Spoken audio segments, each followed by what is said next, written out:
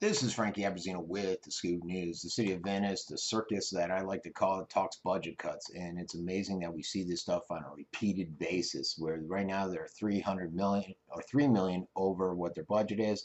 They're cutting Fire Station One, saying, "Hey, maybe that fire fee will take care of it." Again, it's not a fire service fee. It goes to the property. It goes to the tax collector's office to collect. It's a tax.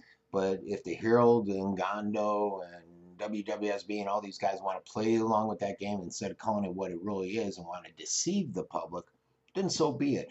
I'm just telling you guys what it really is. It's up to you. That fire was supposed to be covered in the property tax. When it was passed in November. Hollick was out there pushing it big time. I know because I debated him on this issue a few times, and he was pushing it, saying it's going to cover Obamacare and the fire. Now they're saying, well, you know what? The fire fee, if we pass it, the tax might cover this. Will cover this, so let's get rid of it. Well, if that was the case, why didn't they, when they were looking at Obamacare and they knew that possibly Obama was going to, or Hillary was going to lose, and Obamacare would have gone away and gone through some major changes. Either way, actually, if Hillary won or Trump, why didn't they forecast that into it and decide, hey, let's put off the property tax? It's ironic how they use that approach with one and not the other. Beach and renourishment stayed in there, about a quarter million for new police vehicles. They're getting a fire truck for just over $500,000. They said fire fee, fire tax. I find myself using it now. Might cover it, but they weren't sure, so let's move forward with it. They're going to put off resurfacing of the city hall. The fishing pier, which Mike, the owner of Sharkies, is pushing, is they put that off. It's in limbo because of repairs to it. The owner of Sharkies wants that repaired, obviously, because it draws a lot of traffic to his two restaurants there. Also, I believe he's coming in Tuesday. Hollick wants 10 minutes for him to push again for not only the pier, but primarily for that resurfacing of the parking lot, 600,000, that was put on hold to see if it's really a priority.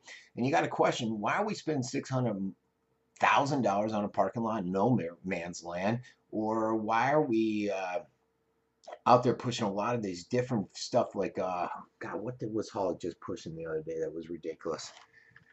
There's so many frivolous things out there to spend money on. Why are we doing that when we're 3 million over budget on this stuff? It amazes me. But they looked at the community center about painting it, $100,000. Just a wide-ranging amount of issues. But that putting that whole